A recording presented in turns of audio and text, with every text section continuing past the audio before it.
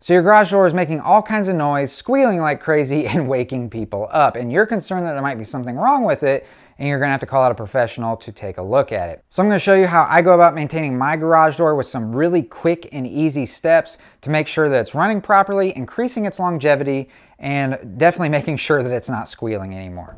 So let's go ahead and jump right in. Let's go.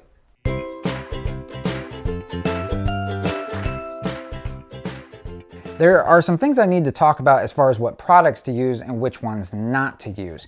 And when something's squealing, pretty much everyone runs to a can of WD-40. This is just what everybody's used inside their house on their hinges, for instance, to get rid of squealing. And they do work really well in some cases, especially for that. But in the case of a garage door, you absolutely under no circumstances want to use this, because this is going to act as more of a degreaser instead of a lubricant. You want to use something that's more of a true lubricant. So in this case, I'm going to be using a silicone product, and it actually says garage door lubricant, but they also have some other silicone products that will work really well also. And there is also some debate as to whether or not silicone products work as well as white lithium grease products. Those can be used as well.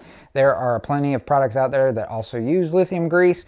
I personally have found that the silicone works best for me, but I'd love to hear down in the comment section if you've done this before, what you found to work best for you and why. So let's go ahead and start applying this. So first thing I need to do is I need to shut the garage door in order to make everything a lot more reachable, and also to expose everything so that I can work on it. But as the garage door is going down, I'll be using this decibel reading app so I can see how noisy it is before I work on it. And then I'll take another reading after I'm all done and just see what difference has been made. So first I like to start up here on top next to the opener on this rail here. If I had a chain-driven opener, this is where I would lubricate the chain. So if you have a chain-driven opener, you can lubricate that. In my case, I have a belt-driven opener, so I don't need to lubricate that at all. But I do want to lubricate the rail that the trolley runs on that pulls the door up. So first what I'm going to do is I'm just going to take a rag and I'm going to clean it off all the way down.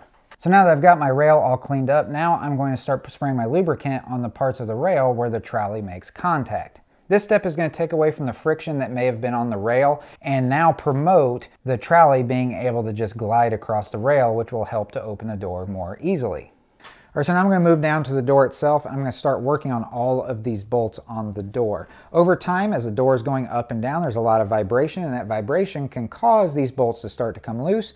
If the bolts start to come loose, then the hinges and the rollers and everything else on it can also be loose, which is then going to cause a ton of noise on this door. So I'm just going to go around and tighten down these bolts to where I'm getting a good amount of resistance on the socket without over tightening them. And I'm going to do this to every single bolt on this door just to make sure that they're nice and tight. All right, so now I'm going to start focusing on all my rollers on the door. And I want to start out by first focusing on where this pin meets the roller here. So what I'm going to do is I'm going to take my lubricant and take that straw and just put it up in where the pin meets the roller. And I don't want to put in a ton, I just want to put in enough to where it's going to be lubricated, and then just take my towel and wipe off any of the excess. I also want to force some lubrication in here where the pin is attached to the hinge. So I'm just going to spray some in there, and it's going to work its way in and just wipe away the excess. I'm going to do the same on the other side as well. And I'm just going to repeat the process for all the rest of the rollers on my door. All right, so now that my rollers are done, now I'm going to focus on all of my hinges. And there's also hinges over by the rollers, but I'm going to do pretty much the same thing I did with the rollers with these hinges. I want to make sure that I'm putting lubricant anywhere on these hinges where there's going to be movement, where that metal is going to rub against other metal. So I just put my straw up in any of those places, spray it in there, and just wipe away the excess. Another place I really want to hit is on this lower portion of the arm where the arm actually makes contact with the garage door. This is another place that, while it probably won't add a whole lot of chatter to the noise, it can add a little bit. So I'm just going to put in a little bit of lubricant just to keep everything running smoothly.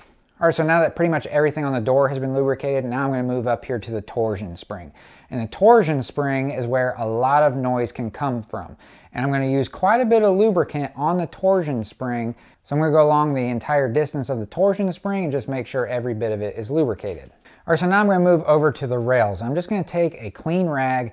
I'm going to clean out the rails really well. I'm going to clean up top. I'm also going to clean down towards the bottom of the rails, but I'm not going to apply any lubrication. It's really not recommended to apply lubrication to the rails themselves. I just want to clean them out to get rid of any dirt and grime, to take down the friction and just provide a nice smooth rail. All right, so now that all of that is done, now I'm going to take another decibel reading just to see what differences were made.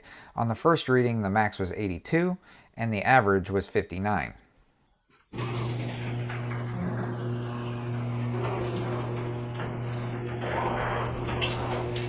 All right, so there you see the max went down to 73. So that's a pretty big difference from 82. And the average went down to 47. So if you're thankful that you found this video and it was helpful for you, please let me know by giving the video a thumbs up. And of course, if you have any questions at all, you can leave those down in the comment section. And if you like do-it-yourself type videos like I did here today, then consider hitting that red subscribe button. And I look forward to seeing you in the next one. See ya.